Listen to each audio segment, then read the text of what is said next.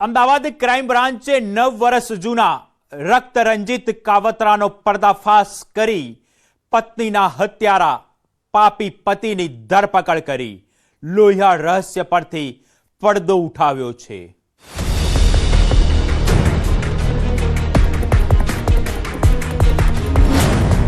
नौ वर्ष सुधी दफन रहेलू खूनी रहस्य। अमदावाद क्राइम ब्रांचनी पकड़मां उभेलो आ शख्स कोई सामान्य आरोपी नहीं। आ छे मिनेश उर्फे मोंटू, एवो निर्दयी पति जेने प्रेमना नामे विश्वास जीत्यो, लग्न कर्या अने मात्र 4 महीनामां ज पोतानी पत्नी कोमलने मौतना मोढे धकेली दीधी। वर्ष 2017 में अमदावादी साबरमती नदीमांथी मळेली एक अजाणी महिलानी लाश ते समये अकस्मातनो केस मानवामां आवती हती। ओळख न मळता मृतदेहनो अंतिम संस्कार पण पोलीसने ज करवो पड्यो हतो, परंतु 9 वर्ष बाद ए फाइलमांथी एवुं सत्य बहार आव्युं के आखो केस हत्याना गुनामां फेरवाई गयो। 2017 वर्षमां रिवरफ्रंट वेस्ट साइडमां नदीमांथी एक महिलानो मृतदेह मळेलो અને એ લગભગ 25/6/2017 ની તારીખ હતી। રથયાત્રાનો દિવસ હતો એ વખતે। આ દિવસે જે મહિલાની લાશ આપણે સાબરમતી રિવરમાંથી મળેલી, જે વેસ્ટ રિવરફ્રન્ટ જે છે પોલીસ સ્ટેશન એની હદમાં આવતું હોય ત્યાં અકસ્માત મોત નોંધાવેલું હતું। પ્રેમથી લગ્ન પછી મોતનું કાવતરું। કાયદાના લોખંડી સકંજામાં ઉભેલો મિનેશ ઉર્ફે મોન્ટુ કે જેના ચહેરા પર પસ્તાવાનો એક અંશ પણ નથી। આ એ જ ક્રૂર, નિર્દયી અને ઘાતકી કસાઈ છે જેણે 7 ફેરાના પવિત્ર બંધનને સાબરમતીના ઊંડા પાણીમાં ડૂબાડી દીધું। પછી આ બનાવ એ અકસ્માત મોત નહીં પણ હત્યાનો બનાવ છે। એ બાબતે ક્રાઇમ બ્રાન્ચની ટીમ દ્વારા આ જે અકસ્માત મોતનો જે નોંધ હતી એને હત્યાનો કેસ ઉકેલવામાં આવેલો છે। આ જે આરોપી જે છે આ કેસના મિનેશ ઉર્ફે મોન્ટુ, જે હાથીજણ ખાતે રહે છે અમદાવાદ ખાતે, અને મૃતક મહિલાની ઓળખ જે છે એ બહુ સ્પષ્ટપણે એ રીતે થયેલી છે કે રાત્રિના એટલે કે મધ્યરાત્રિ પછી આ મૃતકને આરોપી દ્વારા જે નદીમાં ફેંકવામાં આવેલી હતી અને સવારે આ મૃતદેહ મળી આવતા એના જીતે વખતના ફોટો એટલા જ ફ્રેશ હોવાના કારણે જ્યારે ફરીથી જે પ્રકારે માહિતી મળી કે આ માત્ર અકસ્માત મોત નથી, આ હત્યાનો બનાવ છે। પોલીસ તપાસમાં સામે આવ્યું કે મિનેશ અને કોમલ વચ્ચે 3 થી 4 વર્ષનો પ્રેમ સંબંધ હતો। ત્યારબાદ બંને કોર્ટ મેરેજ કર્યા હતા, પણ લગ્નના 4 જ મહિનામાં ઘરકંકાસ વધ્યો અને મિનેશે પત્નીને રસ્તામાંથી હટાવવાનો ખતરનાક નિર્ણય લીધો।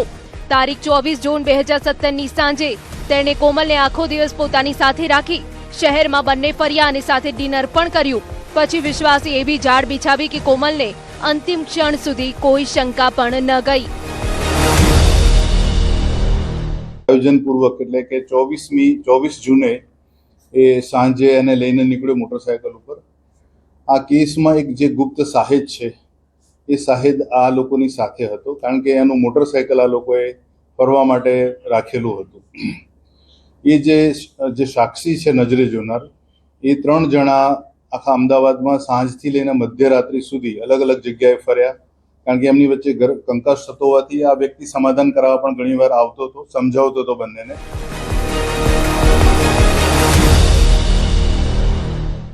એક તરફ પ્રેમનું નાટક અને બીજી તરફ લાગણી, હુંફ અને પોતાનાપણો બતાવતો બહુરૂપી પતિ। તેની એક ચાલ પર ના તો પત્નીને ખબર હતી કે ના મિત્રને।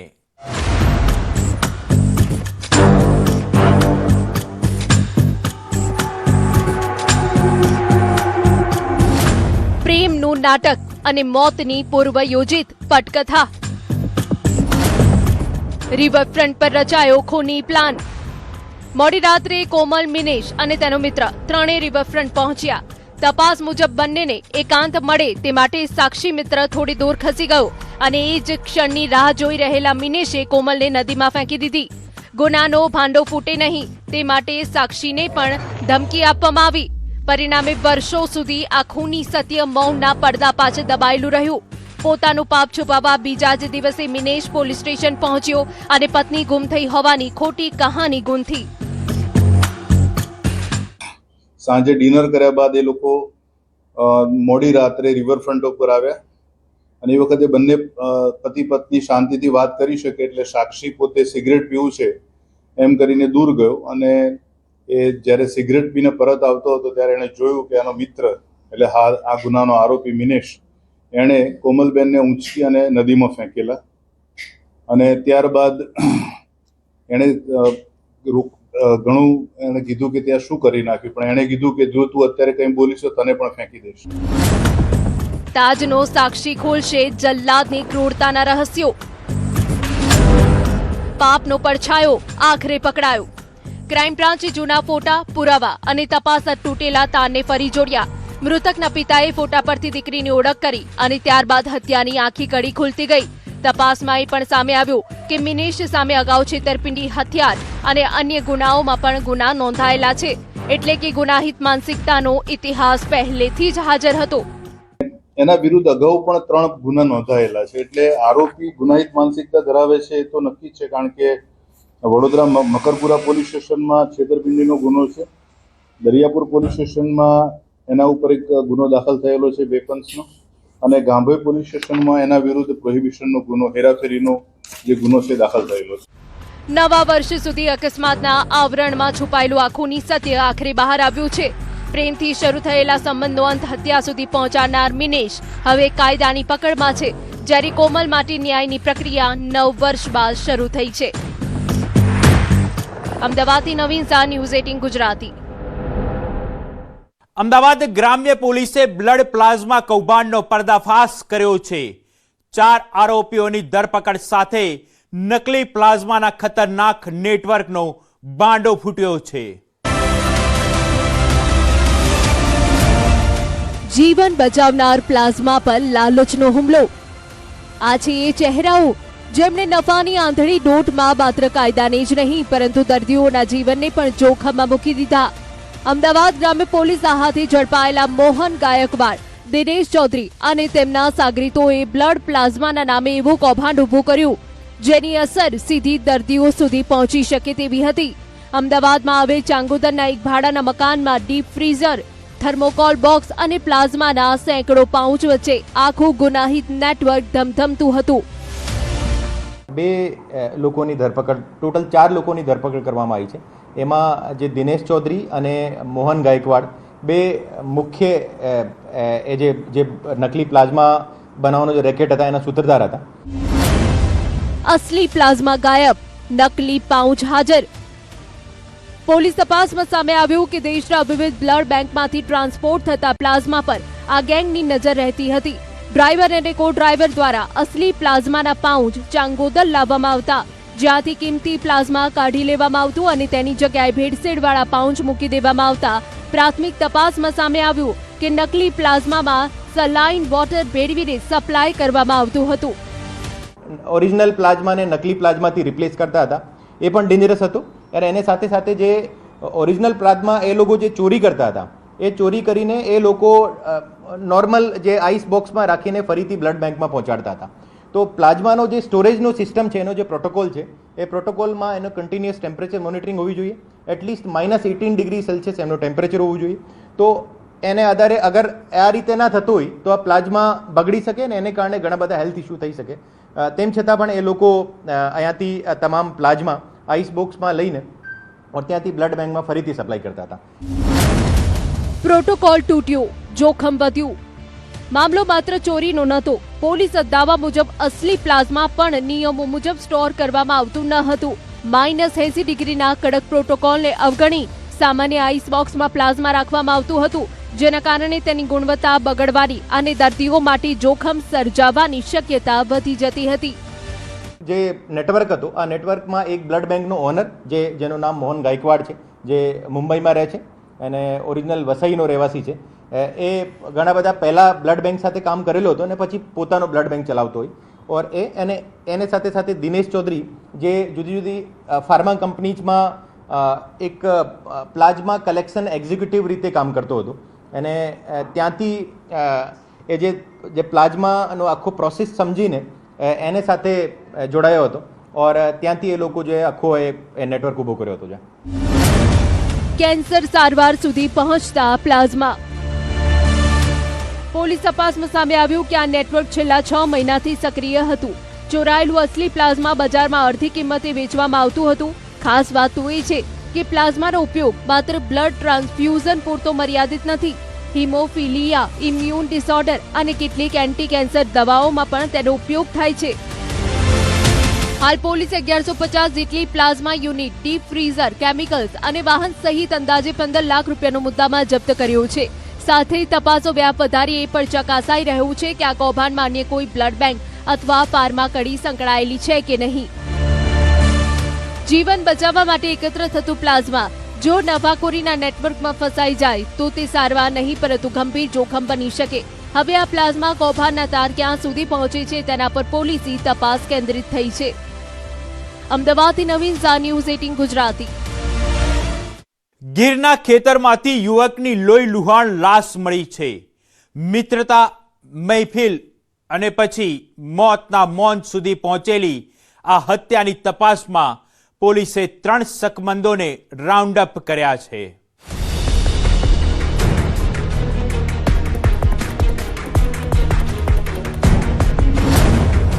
ખેતરની મહેફિલ કે મોતનો ખેલ. ખુલ્લું ખેતર, વેરાન સન્નાટો અને વચ્ચે પડેલી એક લોહી લુહાણ લાશ. ગીર સોમનાથના ગીરગઢડાના જામવાડા વિસ્તારમાં સવાર પડતા જ એવો ખૂની સીન સામે આવ્યો કે આખું પંથક સ્તબ્ધ બની ગયું. શિંગોડા નદીના કાંઠે આવેલા ખેતરમાં 35 વર્ષીય મેહુલ ભીલનો મૃતદેહ મળી આવતા હત્યાના કેસે ભારે ચકચાર જગાવી છે. લાશની આસપાસ પડેલા તકિયા, ગોદડું, કોલ્ડ્રિંકની બોટલો અને અન્ય સામાને સંકેત આપી રહ્યા હતા કે અહીં કોઈ મહેફિલ તો ચોક્કસ જામેલી હતી, પરંતુ એ મહેફિલનો અંત મોતના મૌનમાં કેમ થયો એ સૌથી મોટો સવાલ છે. એક ડેડ બોડી મળી છે એવી માહિતી મળતા પોલીસ આજ સવારે તાત્કાલિક ત્યાં પહોંચતા ખાતરી કરતા મેહુલ અકાભાઈ વળવાતર ઉંમર વર્ષ 35ના જે જામવાડા ગામના વતની છે તેમની ડેડ બોડી ત્યાં મળેલી. મિત્રોની બેઠક પછી લોહિયાળ અંત. પોલીસે મૃતદેહની સ્થિતિ જોઈ ત્યારે ખૂની હુમલાની ક્રૂરતા સ્પષ્ટ દેખાઈ રહી હતી. શરીર પર મૂઢમારના નિશાન, પગના ભાગે ફ્રેક્ચર અને આસપાસના પથ્થરો જાણે ખૂની હુમલાની નિશબ્દ સાક્ષી બની ઊભા હતા. તપાસમાં વધુ એક ચોંકાવનારી માહિતી સામે આવી. મૃતકના ભાઈએ 5 લોકો સામે સીધી શંકા વ્યક્ત કરી છે. ફરિયાદ મુજબ ઘટના પૂર્વે તમામ લોકો આ જ સ્થળે ભેગા હતા. ત્યારબાદ કોઈ અગમ્ય કારણોસર ઝઘડો ભડક્યો હોવાની આશંકા છે. ડેડ બોડીને જોતા પગના ભાગે ફ્રેક્ચર અને ઠેક ઠેકાણે મૂઢ માર વાગેનું જણાવેલ ફરિયાદી હિતેશભાઈ હકુભાઈ વડવાતર જે તેઓના ભાઈ છે તેઓએ પોલીસ રૂબરૂ ફરિયાદ આપતા આ ઈસમ ગઈકાલે તેના 5 મિત્રો સાથે આ સ્થળે ભેગા થયેલા હોય અને કોઈ અગમ્ય કારણોસર ઝઘડો થતા તેઓની વચ્ચે ઝઘડો થતા 5 ઈસમોએ એમની હત્યા નિપજાવેલી છે. પુરાવાઓમાં છુપાયેલો ખૂનીનો ચહેરો. ઘટના સ્થળેથી મળેલા ખાવા પીવાના સામાન, સ્પ્રે સહિતની વસ્તુઓ એફએસએલની તપાસ હેઠળ છે. ફોરેન્સિક ટીમે દરેક પુરાવા કબજે કરી ખૂની સુધી પહોંચવાનો માર્ગ તૈયાર કર્યો છે. ગીરગઢડાની હોસ્પિટલમાં પોસ્ટમોર્ટમ માટે મૃતદેહ ખસેડવામાં આવ્યો છે, જ્યારે ટેકનિકલ અને વૈજ્ઞાનિક પદ્ધતિએ તપાસનો ધમધમાટ તેજ કરાયો છે. ખાવાનો સામાન, ત્યાં બેસવાનો સામાન અને પીણા મળેલ છે, જે બાબતની હાલમાં પોલીસ તપાસ કરી રહી છે. એફએસએલ અધિકારી દ્વારા એ જે વસ્તુઓ કબજે કરેલી છે. હાલ પોલીસે 3 શંકાસ્પદોને રાઉન્ડ અપ કરીને પૂછપરછનો દોર શરૂ કર્યો છે, જ્યારે 2 અન્ય શખ્સોની શોધમાં અલગ અલગ ટીમો મેદાનમાં ઉતારી દેવામાં આવી છે. પોલીસને વિશ્વાસ છે કે ખેતરમાં પડેલા પુરાવા, પોસ્ટમોર્ટમ રિપોર્ટ અને પૂછપરછના તાર ટૂંક સમયમાં આ ખૂની રહસ્યનો પર્દાફાશ કરશે. ના તો તીક્ષ્ણ હત્યાના ઘા મરાયા, પરંતુ પથ્થરથી મૂઢ માર મારતા પગે ફ્રેક્ચર થયેલું જોવા મળ્યું છે. ત્યારે મિત્રોની બેઠકમાં શરૂ થયેલી આ ઘટના કેવી રીતે હત્યાના ખૂની અંત સુધી પહોંચી અને મેહુલ ભીલના મોત પાછળ સાચું કારણ શું છે તેનો જવાબ હવે પોલીસ તપાસ અને ફોરેન્સિક પુરાવાઓમાંથી બહાર આવશે. ગીર સોમનાથથી દિનેશ સોલંકી, ન્યૂઝ 18 ગુજરાતી.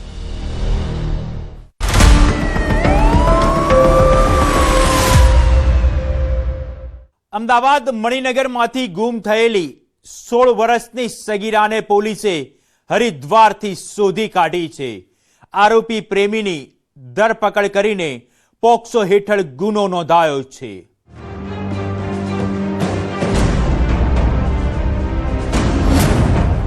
મોબાઈલ બંધ પણ પોલીસની નજર ચાલુ.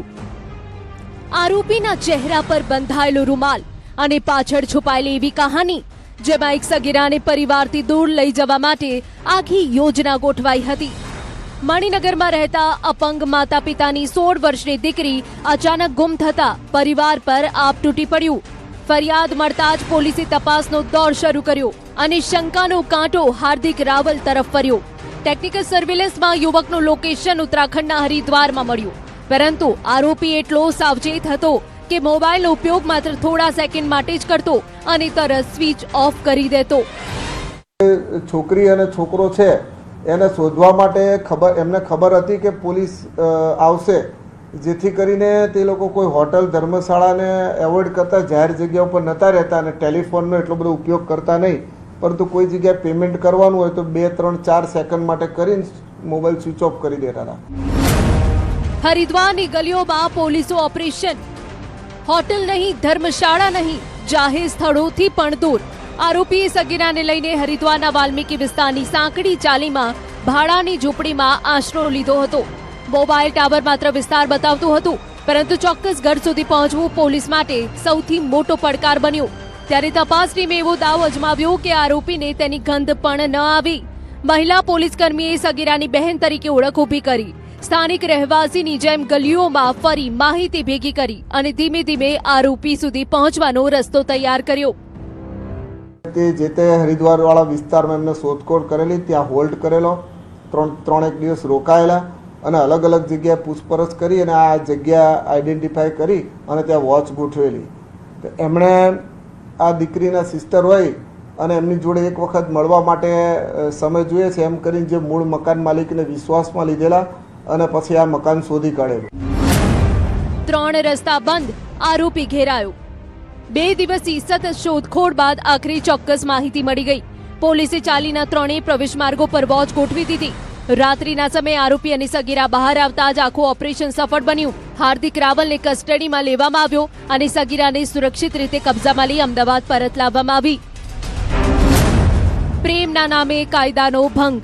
પોલીસ તપાસમાં સામે આવ્યું કે આરોપીએ સગીરાને પરિવારથી દૂર લઈ જઈ કાયદાની ગંભીર જોગવાઈઓનો ભંગ કર્યો હતો. હાલ મણિનગર પોલીસે આરોપી સામે પોક્સો સહિતની કલમો હેઠળ ગુનો નોંધી તપાસ શરૂ કરી છે.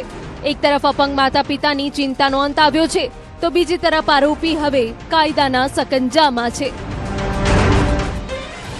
અમદાવાદથી દીપિકા કુમાર, ન્યૂઝ 18 ગુજરાત.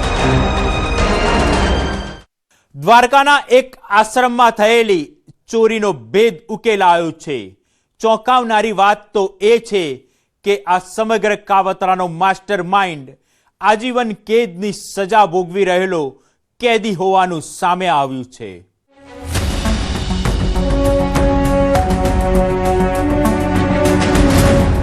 જેલમાંથી રચાયું ચોરીનું ચક્રવ્યૂહ. તૂટેલી દાનપેટી, ખુલ્લી તિજોરી, વેરવિખેર પડેલો સામાન અને આશ્રમની શાંતિને ચીરતી તસ્કરોની ગેંગ ત્રાટકી. દેવભૂમિ દ્વારકાના ગુરુ ગેબી નકલંક આશ્રમમાં થયેલી ગરફોડ ચોરી માત્ર એક સામાન્ય ચોરી ન હતી, પરંતુ તેની પાછળ એક ખતરનાક અને સુનિયોજિત ગુનાહિત નેટવર્ક કામ કરી રહ્યું હતું. ખંભાળિયા પોલીસે ટેકનિકલ સર્વેલન્સ અને હ્યુમન ઇન્ટેલિજન્સના આધારે એવી ટોળકી સુધી પહોંચવામાં સફળતા મેળવી જેના તાર સીધા રાજકોટ સેન્ટ્રલ જેલ સુધી પહોંચતા હતા. ખંભાળિયા પોલીસ દ્વારા હ્યુમન અને ટેકનિકલ ઇનપુટ્સના આધારે આ ઘરફોડ ચોરીને ડિટેક્ટ કરવામાં આવી હતી, જેમાં કુલ 5 આરોપીઓ મળી આવ્યા હતા. જેમાંથી આરોપી નંબર 1 હનીફ ઉર્ફે હનફો ચોર હુસેનભાઈ સના, એ રહે છે બેડીપોર્ટ બંદર પાસે જામનગર. 2 નંબરમાં અલ્તાફ હારૂનભાઈ શામદાર, એ રહે છે ધોરાજી રાજકોટ. 3 નંબર મામદ શાહ અલી શાહ શામદાર, એ રહે છે બેડીપોર્ટ પાસે જામનગર. 4 નંબરમાં સુલતાન હુસેનભાઈ સના, એ રહે છે બેડીપોર્ટ ખાતે જામનગર. આમ 4 આરોપીને પકડવામાં આવ્યા હતા. જેલના કેદીનું ખૂની દિમાગ. સમગ્ર કાવતરાનો સૂત્રધાર ગુલાબ શાહ શાહમદાર છે. હત્યાના ગુનામાં આજીવન કેદની સજા ભોગવી રહેલો આ કેદી ફરલો પર બહાર આવ્યો અને પૈસાની તંગીએ તેને ફરી ગુનાના માર્ગે ધકેલી દીધો. તેના સંપર્કમાં આવ્યો હનીફ ઉર્ફે હનીફો ચોર, એક એવો રીઢો ગુનેગાર જેના નામે 2 દાયકાથી વધુ ગુનાઓનો ઇતિહાસ નોંધાયેલો છે. બંનેએ મળીને આશ્રમને નિશાન બનાવવાનો પ્લાન તૈયાર કર્યો. ગુલાબ શાહ રાજકોટ સેન્ટ્રલ જેલથી ફરલોની રજામાં બહાર આવ્યા હતા અને તેમને રૂપિયાની જરૂરિયાત હોય તેમણે હનીફનો કોન્ટેક્ટ કર્યો હતો. આ હનીફ અગાઉના ગુનામાં રાજકોટ સેન્ટ્રલ જેલમાં ગુલાબ શાહની સાથે જ હતા, એટલે એમનો સંપર્ક કરી બાકીના અન્ય 3 આરોપી સાથે ધોરાજી ખાતેથી અર્ટિગા ગાડી ભાડે લઈને આ પાંચે ઈસમો જે છે એમણે આ ચોરીનો ગુનો આચરવા માટે અર્ટિગા ગાડી લઈને જે તે આશ્રમમાં તેઓ પ્રવેશ્યા હતા. આશ્રમમાં તસ્કરો, બહાર નજરબાજો. ધોરાજીથી ભાડે કરાયેલી અર્ટિગા કારમાં પાંચે આરોપીઓ આશ્રમ સુધી પહોંચ્યા. યોજના મુજબ હનીફ અને મામદશા અંદર ઘૂસ્યા બાદમાં તાનપેટી તોડી તિજોરી ખંખેરી અને રોકડ સાથે દાગીના ઉપર હાથ સાફ કર્યો. જ્યારે ગુલાબ શાહ, અલ્તાફ અને સુલતાન બહાર બેસીને પોલીસ અથવા કોઈ સ્થાનિકની હલચલ પર નજર રાખતા રહ્યા. ગુનો આચર્યા બાદ પણ પોલીસને ગેરમાર્ગે દોરવા માટે આખી ગેંગે અલગ અલગ રસ્તાઓ અપનાવ્યા. ગુલાબ શાહ છે, સુલતાન છે અને અલ્તાફ છે, આ ત્રણ જે આરોપી છે તેઓ ગાડીમાં જ હતા. જ્યારે મામદ શાહ અને હનીફ આ બંને આશ્રમમાં જે ઘરફોડ ચોરીવાળું ઘર છે ત્યાં અંદર પ્રવેશ કરીને ઘરફોડ ચોરી કરી હતી. બાકીના ત્રણ ઈસમો ત્યાં બહાર દેખરેખ રાખતા હતા અને જેવી ઘરફોડ ચોરી કરી ત્યારબાદ આ બંને ઈસમો જે અંદર પ્રવેશ કરેલ હતા તેઓ ખાનગી વાહનમાં ત્યાંથી નીકળી ગયા હતા. જ્યારે અન્ય ત્રણ આરોપી જે છે એ ત્યાં જ સવાર સુધી રોકાયા હતા જેથી પોલીસને ગેરમાર્ગે દોરી શકે. એક ચોરીથી ખુલ્યા અનેક ગુનાના દરવાજા. પોલીસે 4 આરોપીઓને જામનગર અને રાજકોટમાંથી ઝડપી લીધા. જ્યારે માસ્ટરમાઇન્ડ ગુલાબ શાહ હાલ રાજકોટ સેન્ટ્રલ જેલમાં જ છે. આરોપીઓ પાસેથી રોકડ રકમ, સોના ચાંદીના દાગીના અને ગુનામાં વપરાયેલી અર્ટિગા કાર સહિત લાખો રૂપિયાનો મુદ્દામાલ જપ્ત કરવામાં આવ્યો. એટલું જ નહીં, હનીફની પૂછપરછ દરમિયાન કચ્છના પધર પોલીસ સ્ટેશનમાં નોંધાયેલી લાખો રૂપિયાની ગરફોડનો ભેદ પણ ઉકેલાઈ ગયો. આશ્રમની દાનપેટી પર પડેલો તસ્કરોનો હાથ આખરે પોલીસના સકંજામાં આવી ગયો. પરંતુ આ કેસે એક મોટો સવાલ ઉભો કર્યો છે કે જેલની દિવાલોની પાછળ બેઠેલો ગુનાહિત દિમાગ કેવી રીતે બહાર ગુનાની સ્ક્રિપ્ટ લખી રહ્યો હતો. હાલ પોલીસે સમગ્ર નેટવર્કના અન્ય ગુનાઓ અને કડીઓની તપાસ તેજ કરી છે. દ્વારકાથી મુકુંદ મોકરિયા, ન્યૂઝ 18 ગુજરાતી. વધુ કેટલાક રહસ્ય પરથી પડદો ઉચકીશું. ત્યાં સુધી જોતા રહો અપરાધ. હાલ લઈશું એક બ્રેક.